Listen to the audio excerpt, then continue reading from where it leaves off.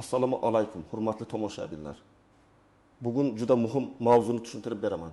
Gaz yetkazish qariyalarga bepulmi? Va eng asosiysi 2026 yilda gaz to'lovlari qayta hisoblanganda kim yutqazishi? Kim ortiqcha pul to'lab qo'yishi, kim esa imtiyozdan foydalanishi mumkinligini aniq ko'rib chiqamiz. Bu ma'lumot nafaqat pensionerlar, balki ularning farzandlari, nabiralari, ijarada yashayotganlar, hisoblagichi bor yoki yo'q xonadon egalari uchun ham juda muhim. Chunki bitta noto'g'ri tushuncha sabab odam bir necha oy davomida ortiqcha to'lov qilib yurishi yoki aksincha qarzdor bo'lib qolishi mumkin. Videoni oxirigacha ko'ring. Chunki men sizga oddiy tilda gaz qariyalarga butunlay bepulmi yoki yo'qmi? Kimga imtiyoz bor? Qayta hisoblash degan nimani anglatadi? 2026 yilda nimalarga alohida e'tibor berish kerak? Qaysi hujjatlarni tayyorlash kerak? Qayerga murojaat qilish kerakligini bosqichma-bosqich aytaman. Hozirning o'zida kanalga obuna bo'ling, videoga like bosing, chunki bu kabi ma'lumotlar sizni ortiqcha xarajatdan himoya qiladi. Men bu mavzuni ko'p odamlar noto'g'ri tushunayotganini ko'ryapman.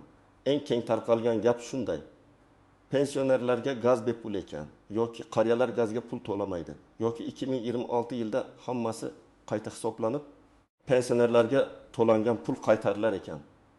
Mana shu gaplar aynan tekshirilishi kerak bo'lgan gaplar. Birinchi muhim masala, kommunal xizmatlarda bepul degan so'z bilan imtiyoz, kompensatsiya, subsidiya, me'yor doirasidagi yengillik degan tushunchalar bir xil emas. Odamlar ko'pincha bularni aralashtirib yuboradi. Masalan, davlat ayrim toifadagi fuqarolarga kommunal to'lovlar bo'yicha yordam berishi mumkin. Lekin bu hamma pensioner gazni cheksiz ishlatadi va umuman pul to'lamaydi degan emas. Ko'p holatda yordam aniq toifaga, aniq mezonga, aniq hujjatga va aniq hisob-kitobga bog'liq bo'ladi. Avval yillarda ham ayrim ijtimoiy himoyaga muhtoj qatlamlar uchun kommunal xizmatlar bo'yicha yengilliklar bo'lgan. Lekin ular turli shaklda ishlagan. Kimdadir to'lov qisman qoplangan, kimdadir kompensatsiya berilgan, kimdadir alohida norma bo'yicha hisoblangan, kimdadir esa umuman imtiyoz bo'lmagan, lekin odamlar pensionerman deb o'ylab to'lamay yurgan. Keyin qarzdorlik chiqqanda esa juda katta muammo bo'lgan. Hozirgi sharoitda eng asosiy o'zgarish shuki, kommunal xizmatlarda hisob-kitoblar raqamlashtirilmoqda, abonent hisoblari tizim orqali tekshirilmoqda, gaz hisoblagich ko'rsatkichlari, iste'mol hajmi, tarif, qarzdorlik, imtiyoz, ro'yxatdagi yashovchilar soni kabi ma'lumotlar bir-biriga bog'lanmoqda. 2026 yildagi qayta hisoblash deganda ko'pchilik hammaning puli qaytariladi deb tushunmasligi kerak. Qayta hisoblash avvalo noto'g'ri hisoblangan, noto'g'ri tarif qo'llangan, imtiyoz noto'g'ri aks etgan, hisoblagich ko'rsatkichi xato kiritilgan yoki xonadonda yashovchilar soni noto'g'ri bo'lgan holatlarni tekshirish va to'g'rilash jarayonidir. Ya'ni agar sizda hammasi to'g'ri bo'lsa, hisoblagich ko'rsatkichlari aniq bo'lsa, imtiyozingiz bo'lmasa, siz ishlatgan gaz uchun belgilangan tarif bo'yicha to'lagan bo'lsangiz, qayta hisoblash sizga albatta pul qaytadi degani emas. Aksincha, ayrim holatlarda qayta hisoblash natijasida qo'shimcha qarzdorlik ham chiqishi mumkin. Mana shuning uchun bu mavzu juda jiddiy. Endi eng muhim savolga o'tamiz. Qariyalar gaz bepulmi? Men buni aniq aytaman.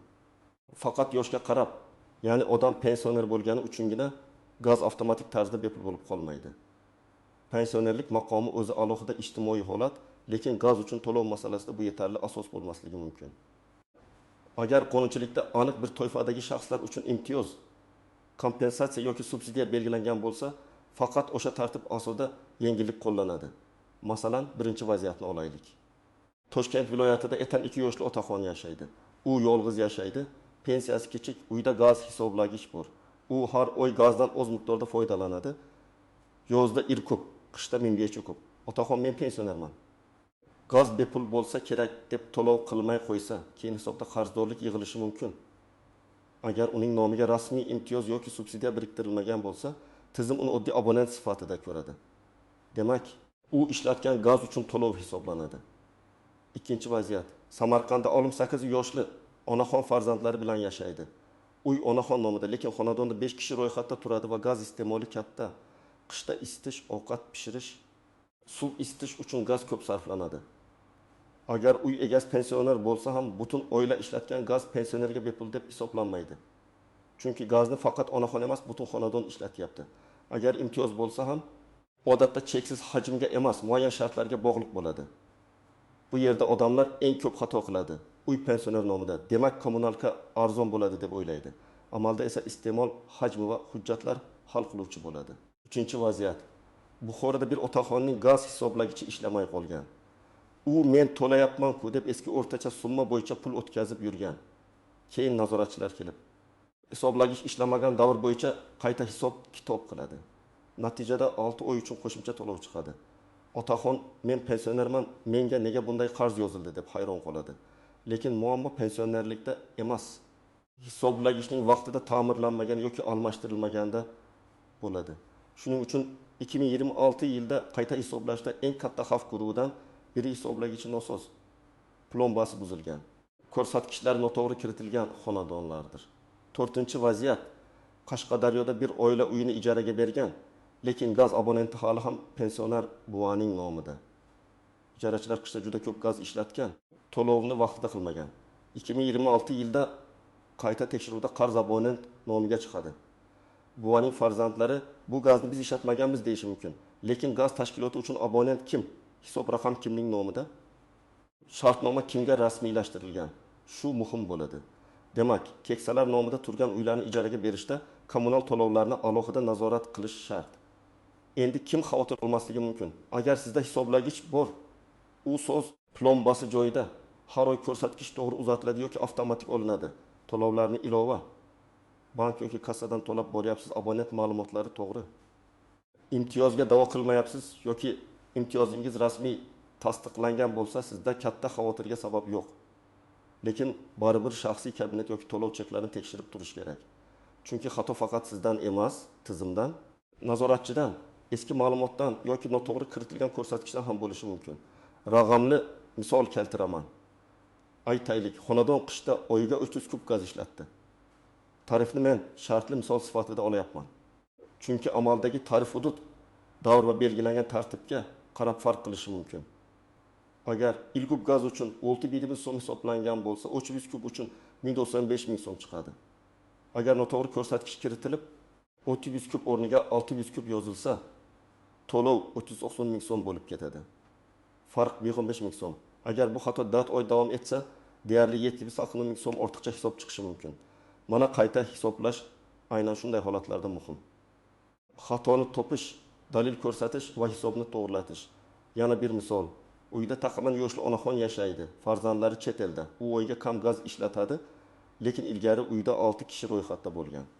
Agar ayrim hisob kitoblarda yashovchilar soni ahamiyatli bo'lsa, eski ma'lumot noaniqlik keltirishi mumkin.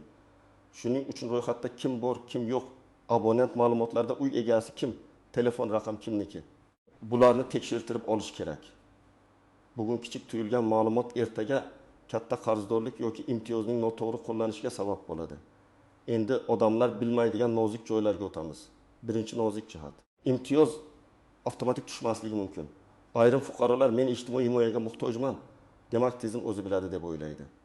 Lekin amalda ko'p imtiyozlar yoki kompensatsiyalar uchun ma'lumotlar tegishli idoralar bazasida to'g'ri aks etishi kerak. Agar pasport ma'lumotlari yangilanmagan bo'lsa, yashash manzili boshqa bo'lsa, abonent hisob raqami boshqa odam nomida bo'lsa, imtiyoz sizga tegishli bo'lsa ham gaz hisobida ko'rinmasligi mumkin. Ikkinchi nozik jihat, imtiyoz uyga emas, shaxsga bog'liq bo'lishi mumkin. Ya'ni keksaning o'zi boshqa joyda yashasa, lekin uy uning nomida bo'lsa, bu uy avtomatik imtiyozli bo'ladi degani emas. Masalan, pensioner ota qishloqda yashaydi, shahardagi kvartirasi ijarada. Kvartira uning nomida bo'lgani uchun ijarachilar bu yer pensioner uyi. Gaz arzon yoki bepul deb o'ylashi xato. Gazdan kim foydalanyapti, abonent qanday rasmiylashtirilgan, imtiyoz qaysi manzilga bog'langan, bular oldida tekshiriladi. 3-nozik jihat. Ortiqcha to'lov va qarzdorlik bir-birini yopishi mumkin. Ba'zan odam men ortiqcha to'laganman, pulimni qaytaring deydi. Tekshiruvda esa boshqa oylar bo'yicha qarz chiqadi. Natijada ortiqcha to'lov qarzga yo'naltirilishi mumkin. Shuning uchun qayta hisoblashda faqat bitta oyga qarab xulosa qilmaslik kerak. Kamida oxirgi ingi oy, ba'zan 24 oy bo'yicha ko'rsatkich, to'lov, tarif va hisob kitobni solishtirish kerak. 4-nozik jihat. Hisoblagich ko'rsatkichi rasmda olinmasa, dalil topish qiyinlashadi. Men hammaga tavsiya qilaman, har oyning bir sanasida, masalan 25 kuni gaz hisoblagichni telefoningizga rasmga oling. Rasmda ko'rsatkich aniq ko'rinsin, imkon bo'lsa sana ham saqlansin. Agar keyin tizimda ko'rsatkich boshqacha chiqsa, sizda dalil bo'ladi. Ayniqsa keksalar yashaydigan uyda farzandlar buni nazorat qilib tursin. Chunki onaxon yoki otaxon ilovaga kira olmasligi, SMSni tushunmasligi chekni yo'qotib qo'yishi mumkin. 5-nozik jihat gaz uskunalarining noqonuniy ulanishi yoki o'zboshimchalik bilan o'zgartirilishi juda katta muammo keltiradi. Ba'zi xonadonlarda eski pechka, qo'shimcha isitgich, qo'lbola qurilma ulanadi. Bu nafaqat hisob-kitob, balki hayot xavfsizligi uchun ham xavfli.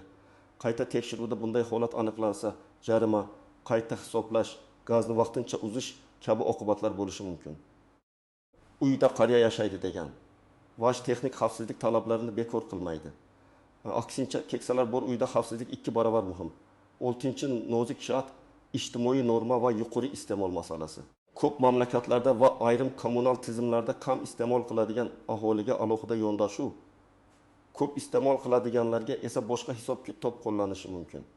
Shuning uchun 2026 yilda tariflar yoki me'yorlar o'zgarganda men pensionerman deyishning o'zi yetmaydi. Agar xonadon juda katta gaz sarflasa, masalan isitish tizimi nosoz bo'lsa, derazalar yomon yopilsa, gaz pechi kecha-kunduz yonib tursa, to'lov ham yuqori chiqadi. Imtiyoz bo'lsa ham u cheksiz iste'molni qoplab bermasligi mumkin. 7-nozik jihat qayta hisoblash har doim fuqaro foydasiga bo'lmaydi. Men buni alohida ta'kidlayman. Qayta hisoblash deganda ko'pchilik pul qaytishini kutadi. Lekin tekshiruvda ilgari kam hisoblangan gaz aniqlansa, qo'shimcha qarz chiqishi mumkin. Masalan, hisoblagich ko'rsatkichi 10 kub bo'lgan, tizimda esa 8500 kub turibdi. Farq 1500 kub. Agar bu farq aniqlansa, u to'lovga qo'shilishi mumkin. Shuning uchun hisob raqamini oldindan tekshirish, xatoni erta aniqlash va nizoni vaqtida hal qilish kerak. Endi aniq amaliy harakatlarga o'tamiz. Birinchi qadam, abonent hisob raqamingizni tekshiring. Gaz to'lov chekingizda yoki mobil ilovada abonent raqami bo'ladi. Shu raqam orqali shaxsiy hisobingizda qarzdorlik, ortiqcha to'lov, oxirgi ko'rsatkich, oxirgi to'lov sanasi va abonent ma'lumotlarini ko'ring. Agar o'zingiz ilovadan foydalana olmasangiz, farzandingizdan, qo'shningizdan yoki yaqin odamingizdan yordam so'rang. Lekin parol va bank kartangizni begona odamga bermang. Ikkinchi qadam, gaz hisoblagichni tekshiring. Hisoblagich raqami chekdagi yoki tizimdagi raqam bilan bir xilmi? Plomba joyidami? Ekran yoki mexanik ko'rsatkich aniq ko'rinadimi? Juda eski, ishlamayotgan, to'xtab qolgan, shubhali tovush chiqarayotgan yoki ko'rsatkich o'zgarmayotgan hisoblagich bo'lsa, buni yashirmang. Darhol gaz ta'minoti tashkilotiga murojaat qiling. Chunki nosoz hisoblagich bo'yicha keyinchalik hisob-kitob siz kutgandan og'ir bo'lishi mumkin. 3-qadam, hujjatlarni yig'ing. Sizga odatda quyidagilar kerak bo'lishi mumkin. Pasport yoki ID karta, pensionerlik guvohnomasi yoki pensiya olishingizni tasdiqlovchi ma'lumot, uy hujjatlari yoki kadastr hujjati, gaz abonent raqami, oxirgi to'lov cheklari, hisoblagich rasmlari, agar imtiyozga asos bo'lsa, o'sha imtiyozni tasdiqlovchi hujjatlar. Agar siz yolg'iz yashovchi keksalar toifasiga kirsangiz yoki ijtimoiy yordam olsangiz, mahalla yoki ijtimoiy himoya idoralari bergan ma'lumotlar ham kerak bo'lishi mumkin. 4-qadam. Imtiyoz bor yo'qligini rasmiy tekshiring. Buning uchun gaz ta'minoti tashkilotining abonent bo'limiga, mahalladagi mas'ullarga, ijtimoiy himoya bo'limiga yoki yagona interaktiv davlat xizmatlari orqali tegishli ma'lumot olishga harakat qiling. Og'zaki gapga ishonib qolmang. Gapga ishonib qolmang. Qo'shnimga shunday deyishdi. Bu dalil emas. Sizga aniq javob kerak. Sizning familiyangiz, manzilingiz va abonent hisob raqamingiz bo'yicha imtiyoz qo'llanadimi yoki yo'qmi? 5-qadam. Agar xato topsangiz, yozma murojaat qiling. Murojaatda shunday mazmun bo'lsin: men falonchi falon manzilda yashovchi abonent gaz hisob raqamim falon. Shaxsiy hisobimda falon davr uchun hisob-kitob noto'g'ri deb hisoblayman. Hisoblagich ko'rsatkichi falon sanada falon bo'lgan, tizimda esa falon ko'rsatilgan.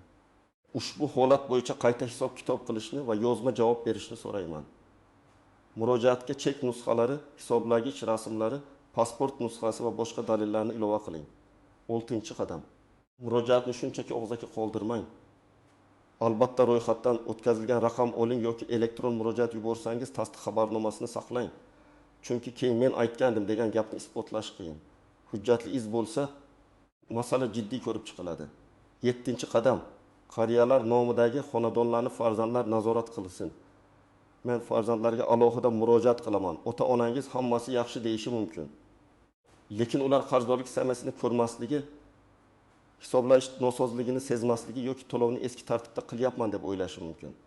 O'yga bir marta ularning gaz, elektr, suv to'lovlarini tekshirib qo'ying.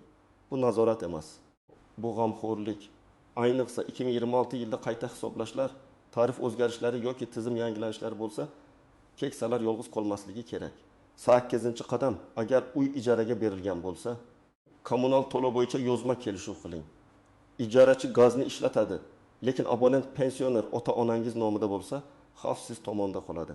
Shartnomada yoki hech bo'lmasa yozma kelishuvda gaz, elektr, suv to'lovlarini kim, qachon va qanday to'lashi aniq ko'rsatilgan bo'lsin.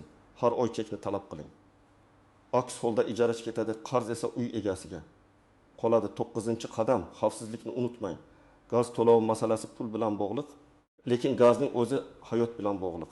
Qariyalar yashaydigan uyda gaz sizishi, eski ishlang, nosoz pech, shamollatishning yopilishi, mo'rning ishlamasligi juda xavfli.